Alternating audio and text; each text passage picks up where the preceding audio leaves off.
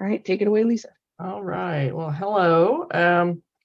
Today, for our speaker, we have Steph Beecher, who is the Basic Needs Coordinator for the Dean of Students. She has an MA in Student Development and Post-Secondary Education and a decade-long history of serving the student population at the University of Iowa as well as Arapahoe Community College. Um, I'll get out of the way. I look forward to learning more about what's being done here and what we can do to help out. Thanks for being here, Steph. Oh.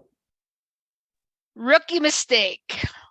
Yeah, thank you all for having me and just taking the time to learn more about basic needs. What I plan on doing today is kind of giving you all like pretty much a rundown of what we've done so far in the basic needs realm, what services we have to offer, and then also just I was a math major in undergrad, so I love data and I love telling a story through data. So I'll be presenting some research, like best practices and some data, and then what I love about coming to talk to groups is you all interact so much with students. So I want to save time too to pick your all's brain of how we can better reach students. I think that's been the most beneficial, again, like going to these different groups is just gleaning off of you all to help again inform our practice. So yeah, I'm excited to chat today. Again, really, if any questions come up or anything, just feel free to interrupt me and or do the chat. Um, so yeah, basic needs. This has been kind of it's been great to see this grow. So just give you a little kind of history about how I wound up here. I actually worked in wellness for most of my career at student wellness here, and I did any topic you can think of, primarily sexual health, alcohol education, and stress management education. And what I noticed, especially with the stress management, doing like individual consults, is the theme that a lot of the students that came to see me weren't having their basic needs met. And as you all know, like if your basic needs aren't met, how can you work on stress management or any kind of those higher level like needs? So pandemic hit. And at that time, that's about the time that, and I'll talk a little bit about student care and assistance. That's about the time that really kind of formalized into, I was hired in their department doing case management and basic needs, along with couple other people. So they really bolstered that during COVID. And then as I started getting entrenched with basic needs, I mean, the basic needs have always been there, but I think COVID really shed some light on just how widespread this is, and also just how like we need to have more hands-on, more hands-on with the basic needs stuff. So just recently in November, I moved out of student care, so no longer doing cases and just primarily focused on basic needs and kind of getting us up to a point where we're that centralized hub, which I'll talk about. So when I talk about basic need, let me see. Sorry about that. Okay, so basic needs, pretty straightforward. Really like food insecurity. We're looking at food, we're looking at clothing, housing, childcare. As you know, like these things are all connected. If you're struggling to meet your afford nutritious food, then odds are you're probably putting some of these other things on the back burner just to manage that. So when we think about addressing basic needs, we really want to just focus on these key areas, especially when I meet with students to identify, okay, what are some university resources we can get you? What are some local resources? And then what government assistance is there? So that's really what we're kind of looking at. And just to give you, this is just a kind of bird's eye view of basic needs. And just the relationship between food insecurity, housing insecurity, which just means struggling to pay rent, maybe a landlord issue, and then homelessness. And what we're seeing is these numbers are pretty staggering. A lot of people are struggling, students especially are struggling with these things. 30% are food and housing insecure, which is again significant. And a lot of the data about college students is much higher than um, than the national just adult population in the United States. So we'll dive deeper into that. So again, like I was saying, during the pandemic, the university really wanted to kind of create a central hub for basic needs, kind of one-stop model. And so we've been a couple years into this, and we're just slowly, gradually really developing these areas and really kind of digging deeper with how we can meet these needs and reach a wider audience and kind of target the populations that need some of this assistance. So so today I'm just going to touch quickly on just the website. It's a great resource, the Basic Needs Committee, and then go into a little bit about our emergency funding and clothing closet. And then most of what I'll be focusing on today is food insecurity. So that's kind of what we're looking ahead of time. So like I mentioned, I just want to put this plug in there. If you're not already aware about student care and assistance, again, the intention was to create a place where students can go if they don't know where to start, because as we know, resources, sometimes it can be overwhelming to navigate. So if you have any concern, you can always reach out to student care and assistance, and even just to consult with them, like, hey, I have this student who's maybe experiencing this, they can give you advice or kind of take over like reaching out to that student and making those connections. And a lot of times what we're seeing, a lot of students who are coming through student care and assistance have underlying need for basic needs stuff. So a lot of times I'll meet with the student, like for example, if they need the food pantry, but they maybe are feeling like a little overwhelmed with going for the first time, we'll go on off hours and I'll walk them through the pantry and just kind of give them the lay of the land and help kind of reduce some of that stress that comes along with it. So just real quick, I want to show you the basic needs website. And yeah, this was creating during the pandemic because with all the people looking for resources, we decided like again a central hub to do this. So which is great. So this pulls all resources from the university, from local resources and government assistance. So I like how it's organized. It's pretty easy to use. Oops. And we'll pull all those resources for you pretty quick.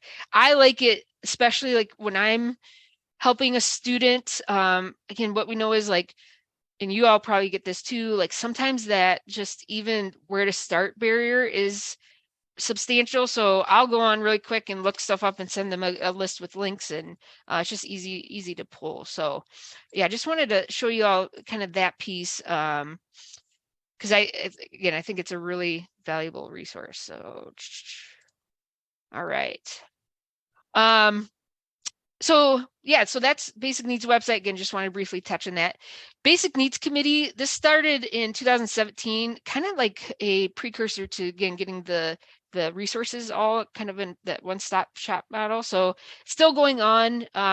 Basically, I chair the committee and we meet maybe once or twice, or once about a month. And we just, again, a lot of it's just gleaning from other people. What are you seeing in your area?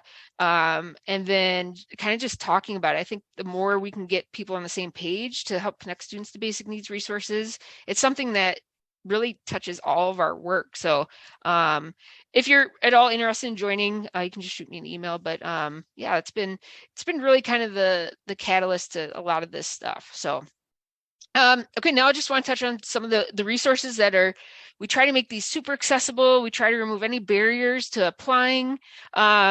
So the first, Student Life Emergency Fund is great. It's basically a free source of money that students can apply to. The application's super easy. Ask some basic questions like, why do you need this? How will this help you? And so we get students who apply for a variety of reasons, medical, even books, food. So that's ranges anywhere from $500 to $1,000, and students can apply every semester if they want to.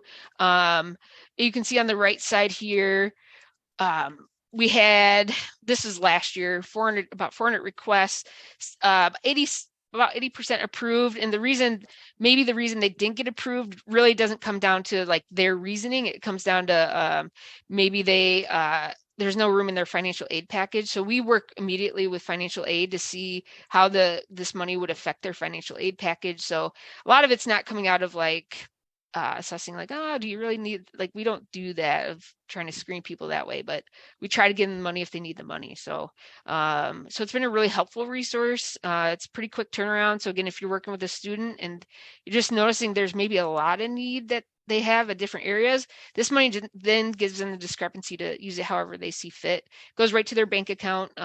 So it's, again, it's pretty easy process there. And another cool resource is the Trans Support Fund, or the Name Change Fund. We work with Student Legal Services on this one, and it's as you know, like, changing your name takes some resources, some time, and so this is just to help with those legal fees that maybe come along with this. So pretty easy process again. And again, all this stuff is on the Dean of Students website. Kind of easy to access here. So housing insecurity. Now, this is an area that we definitely have room for improvement. The only program we offer is called the Safe Room. So it's just provides a room in the Iowa House Hotel for free. And anything, if students fearing their safety or there's violence or a lot of different reasons, we get them a room for free there. We really rely on Shelter House to getting students who are homeless connected to resources. Shelter House is a very tapped resource. So I would say housing in Iowa City, especially for students living off campus, is definitely a need we're looking into addressing. So if you can see to the right, looking at four-year institutions, any of the items, like close to 50%. So again, it's something that affects a lot of people and is just the need that's always going to be there. So again, looking to really connect students to more resources as we kind of go on this journey on basic needs. So clothing closet's really cool. So this clothing closet started by a student org, and just recognizing the need that professional attire is expensive. Blazers, suits, dresses, shoes, all those things. And a lot of times it's like student needs it for one thing, like a interview or going to the career fair. So we provide all this for free. It's a room in the Iowa House Hotel, and we have the hours are kind of random, so we just point students to the website. Again, the Dean of Students website, and you can see our hours there. But definitely an area that students utilize. We last year partnered with International Student Office and recognized the need for winter attire. So we piloted doing like a coat drive and then giving those coats out, giving coats to their offices too, so they have them on hand. Again, removing those barriers of just students getting here. So that's something that was really promising. So we really plan to bolster kind of that winter attire piece. And as I say this too, any of these resources, like if you have an idea, if you're like, hey, it would be nice to have hats and gloves on hand, because we see a lot of students come in that don't have that, like that's something we can definitely chat about. So a great resource here. So I want to dive right into food insecurity. We're seeing this is probably one of the most significant basic needs that aren't being met. And just to provide a little bit of framework, how we look at food insecurity is just not the inability to have limited or you're just uncertain about where your food's gonna be coming from, but also nutritional and culturally relevant food. So when we look at like how can we best provide food for our students, we really look through those lenses. And I'll kind of talk a little bit more about that. But yeah, food insecurity, that's what we really use to guide our work. And a little bit about the Pantry, just give you some historical context. 2016, the Pantry was created again by a student org. And I always like mentioning this because they had the foresight, they saw the need, they made it happen. I think without them, we wouldn't be near this far along with our efforts. When we look at food pantries nationwide on campuses, I would say we're a little bit ahead of the curve. A lot of people are playing catch up of just it's a huge undertaking, like the space, how do you acquire food, how do you staff it, all those pieces. So they really like laid the groundwork for us. And what's kind of neat how it kind of transformed. So 2016 Iowa House Hotel, 2020 moved to, with the pandemic and seeing more need, moved to a room in the second floor of the IMU. It's kind of windy, it's weird to get to. It's by marketing design. Again, grateful for the space, but definitely need expanding. So what you'll all hear soon, we just finalized plans to move down into the basement of the IMU in Hills Bank, which is like huge, huge. We'll kind of move, I think we'll be in there about July-ish. And what's really neat about this is we can combine the clothing closet and the pantry. Well, there's 2 different rooms. So that'll allow us just to again, kind of create those resources all in one place where we're removing barriers to that piece. The other cool change is starting this past semester, we changed our model from, because up until then the student org really helped run things and they were paid a stipend. With given like how much work they were doing, we calculated like if we did an hourly wage, it came out to like $2 an hour. So we switched models to having 4 paid student workers who are getting equitable pay, and it also helps with our sustainability efforts of just making sure we have people in the pantry, not having to scramble for volunteers. We do have a great volunteer base. Right now during the school year, we have to turn volunteers away. That's how much people want to help. And then usually during the breaks is when I put out a call to staff to help. So just be on the lookout for that. And also with that, if you ever want to just come look at the space, more than happy to do that. But so looking at food insecurity on our campus, the National College Health Assessment is something Student Wellness does every other year. They've been doing this for like 35 years now. So it's a great set of data to help us get a snapshot of students and where they're at on different health measures. Just looking at some of these numbers, the asterisk just means in the last 30 days. So 32% were able to eat, again, the balanced meals, so that nutritional piece. 9.3% reported going hungry. 22% cut their meals or skipped them altogether, and then 14% reported eating less. And I think what's so important about these numbers is people who maybe don't have an understanding of basic needs or have assumptions that because you're going to college you should be able to afford food, or the myth or the assumption that ramen is like it's like the coming of age, like, yeah, you eat ramen in college. Well, necessarily that's not the case. And so you shouldn't have to rely on ramen for a staple. So, and then when we look kind of expanding our scope just in college campuses nationwide, 1 in 3 students don't have enough to eat, which I think is staggering. When we look at the like adults just in the US, it's closer to like 9%. So, and then I won't go through all these, but this is just some other measures we look at about looking at food insecurity.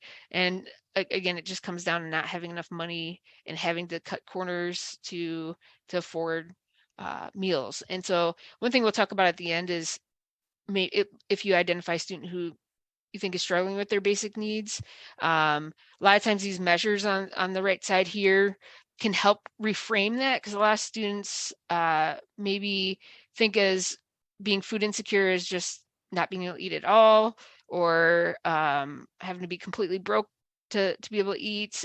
So these kind of help, like when you're kind of prompting a student, like even just asking, hey, like in the last week, have you ever gone hungry or had to cut meals because you couldn't afford them or you couldn't acquire food? So just some good prompts there. So looking at this, there's a lot going on here. So basically what we're trying to get at is why don't students utilize the food insecurity resources, especially the food pantry?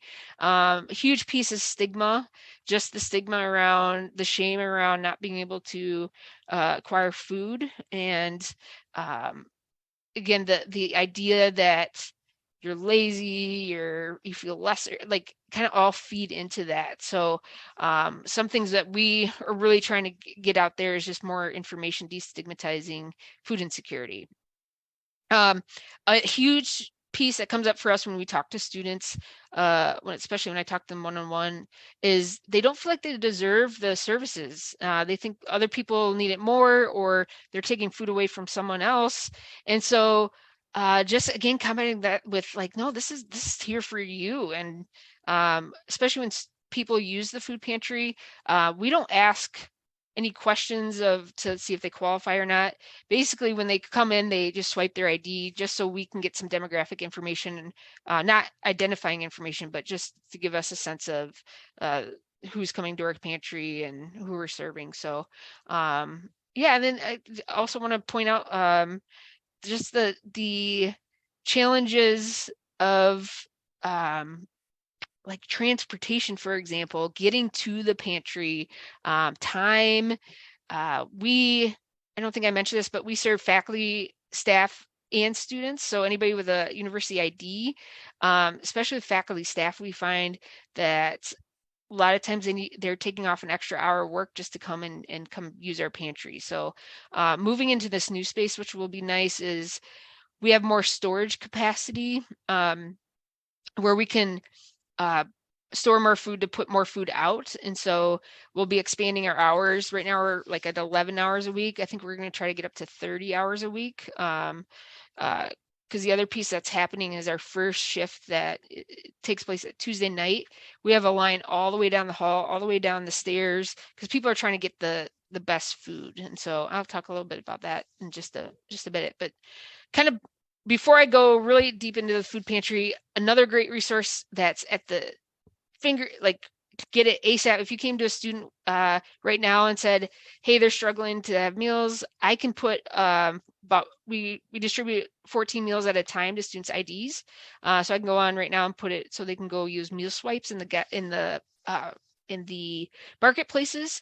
So originally, students had to donate their unused guest passes to, it's like a pool of passes, and so students could then apply to get the meals, and so which worked really great. And what we're finding is more and more, again, as resources get out there and people are more aware of the resources, we were running out of meals. So we just went to housing and dining and said, how can we do this differently? And they're like, yeah, let's automatically roll over unused passes every semester because they just go away.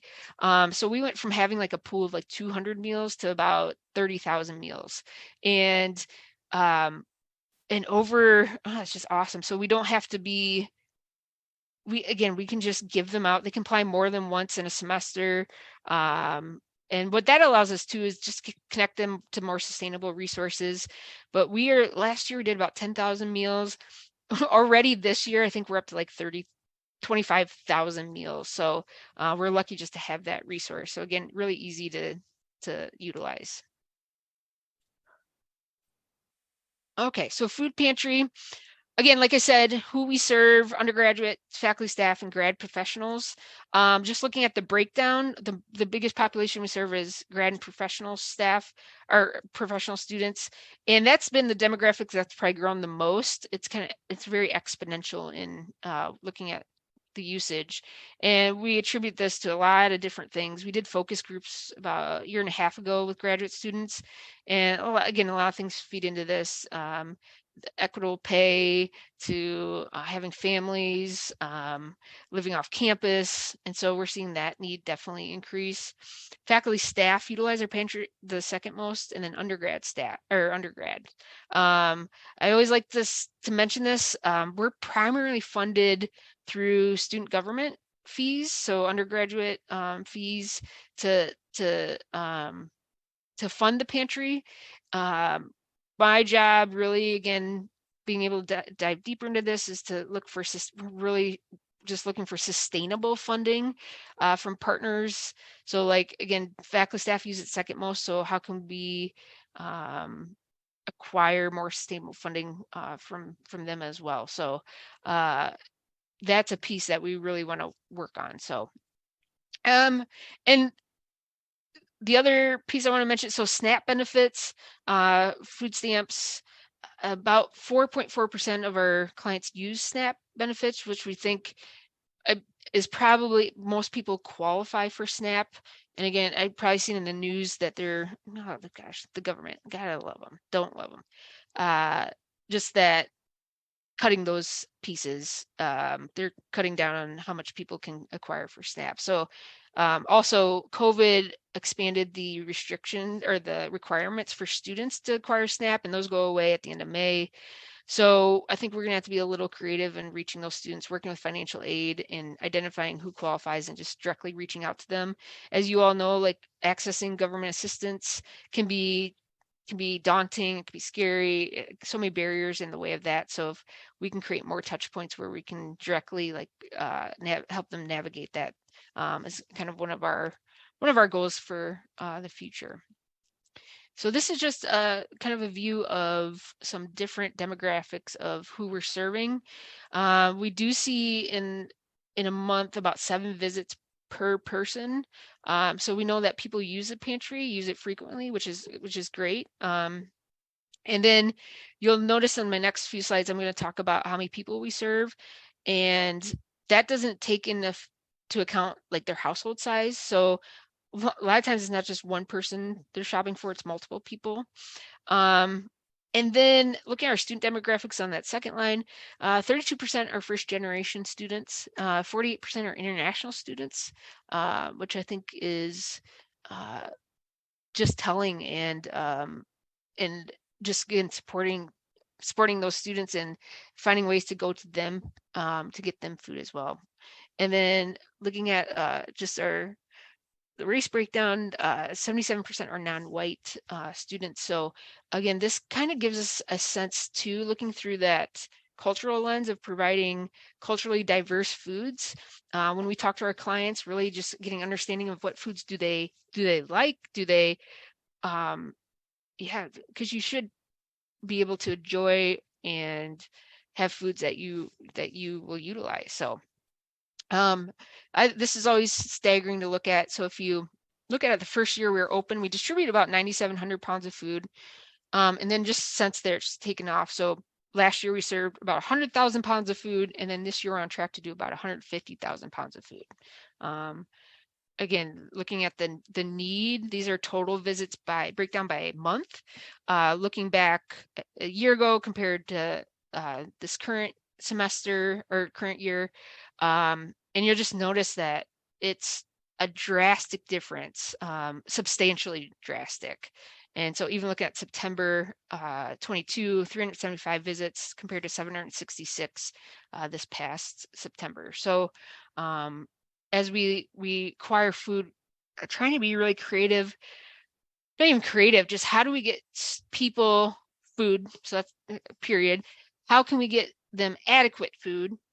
And then how can we make our food stretch so that people, when they come in, regardless of what time during the week, that they will have the same choices of food than those coming at the beginning of the week. And that's, again, with our current space, what's happening is we just have no storage, so we have to put everything out on the floor right away, and then it just gets it's totally bare typically by the end of the week. So so the new space will help with that. So where do we get our food? So HayCap is it's a food bank up in Cedar Rapids. They're great. They serve basically all the food pantries in the area. It's just a huge warehouse of food from like Quaker Oats or different companies that have, a lot of them donate or have food that maybe is close to expiring. So we do have some choice in that. A lot of times it's just a matter of like what they get. So when I talk about where we acquire food, a lot of times it's just we don't have the choice, is just whatever we get. So so you'll see Table to Table is another organization. They're in Iowa City. They go around to like Hy-Vee, different grocery stores, gas stations, and they collect all the food that's about to expire and then distribute it to the different pantries. Like I said here, that one we really don't. It's just kind of a crapshoot on what we'll get. You'll see in the top right corner, baked goods are stocked. Hy-Vee does a great job of like providing all the baked goods in the world, which again, everybody deserves baked goods. And so we like that we can provide that, but also not the fact that that's one of the few foods we can count on every week. We'd like to kind of change that. So our next food source is donations. So a lot of departments, different entities do food drives, which are awesome. And I will always encourage it, support it, builds community. And with that said, for us on the pantry end, a lot of times we get food that maybe people don't want or is expired, or a lot of canned goods, which canned goods are great. So on our end, it's a lot of work on the back end. When we talk about donations, we do have an Amazon wish list on the food pantry website page. That's been super helpful. You can just go on and pick things on our wish list and they get shipped to us. And we notice like what we know is, especially working with campus partners, community or faculty, staff, people want to contribute, like they want to, and so it's just giving people avenues to do so. So donations make up again a big chunk of what we get. And then again, the money we get from USG, that funds student positions, and then we have a grocery budget. So the grocery budget allows us to fill in some of those gaps of like the staples. So like flour, sugar, salt, pepper, spices. You like spices. We hardly ever get spices, for example. Frozen vegetables. Our number one veggie is onions. Like people, again, cross-culturally, it works. So we get requests for that. And you can see down at the bottom that picture of our fruits and veggie stand. That's about it. So really struggling in that area. And during the summer, we get a lot more fruits and veggies. Grow Johnson County is an organization. They go to the different gardens, different farms, and collect that and then distribute it out. So that's definitely an area where we really like to expand. And then Farmer's Hen House, this is kind of a cool story. Again, as I was talking to different groups, more people are coming aware, and it's, as you know, like sometimes it's just word of mouth, and then this person knows this person. Well, somebody's partner works at Farmer Hen House in Iowa City, egg organization that gives us free eggs, a fridge full every Tuesday. So it's something great we can just count on every week. So so yeah, that's kind of the breakdown of our food situation. And then kind of just stepping back and looking at what we need and what we're noticing is, and especially through that lens of that cultural lens, is fresh fruits and produce. It just helps people out a lot with seeing our increase in visits and not really acquiring more food. We're kind of last couple of years been operating on the same budget, so same amount of food. We've had to put a lot of limits in place. So when you come into the pantry, you're given a red basket. You can fill that up. And then in addition, on certain things like eggs, for example, you can only take one carton. It's kind of, I hate this, but we have to put limits on like onions, for example. You can take one onion because we're at that like tipping point of we have food, but the amount of food that you take away is getting less and less every year. For example, last year, the average pounds of food that someone would take was about 26. This year, it's about 13. So it's been cut in half. So we're supplementary place, of course, but also like that's still not enough to even supplement the grocery budget. So again, an area that we really want to focus on. Canned foods are great, non-perishable, but cross-culturally, not a lot of families even had access to canned foods in their home. So therefore, like they may consider them unhealthy or not sure how to use canned food. So we again would take fresh produce over canned foods, but canned foods are also a great thing to have on hand all the time. So Whole Foods, I kind of mentioned that, but and then we're really been focusing on how different holidays may affect a person's food preferences, diet. So even with Ramadan and the fasting period, we open the pantry a couple nights starting at 11 p.m. to accommodate those who may be fasting. So again, given our international population, especially, is about 50% that just want to be able to pivot and shift where we need to. So, and my last slide here, just thinking about barriers to making food accessible, sustainable. Again, like I mentioned, the funding part is huge. We really have to make our dollars stretch quite a bit. And also, when you rely solely on like donations, for example, it's kind of like you have to basically project what you think you'll get. So we're really trying to be fiscally responsible with how we buy food, how much we buy. So funding, yeah, is a huge piece. Storage space, like the mentioned, new space is going to help with that. But refrigerators is what we're really struggling with. We have to turn food away sometimes because we just don't have enough fridge space. So acquiring more fridges is on our list as well. Summertime, we see a lot more faculty, staff, and a lot more fruits and veggies. So again, shifting like how we meet our different populations. And like I mentioned, food drives are just really difficult to maintain. So when we think about, when departments kind of come to me and say, how can we help? Like I said, food drives, if that's great. Even one department did an Amazon wish list drive, and one department did a garage sale with all their, like, if you had like a office supply you didn't want, you could sell it, and then all that money went to the food pantry. It was like $150, and for us, $150 will get us, our grocery budget right now is about $1,500 a week. So it puts a big chunk into it. Our goal is $2,500 a week. That would really help us meet some of the needs. So I will never turn down a cash donation as well. So, and then the other piece of this is just keep talking about food insecurity, keep bringing it up.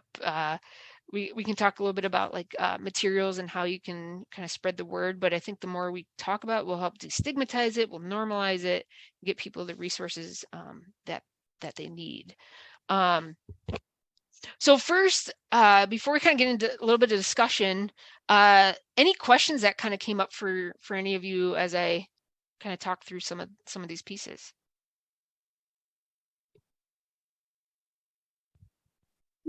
Okay, before we have questions, I'm going to go ahead and stop the recording super fast. Whoop. And so also, sorry, I need to find my, oh, here we go. I might have a food delivery. I do. Just one second. Yeah, no, go ahead. I'm going to stop the recording. Hi, this is Steph.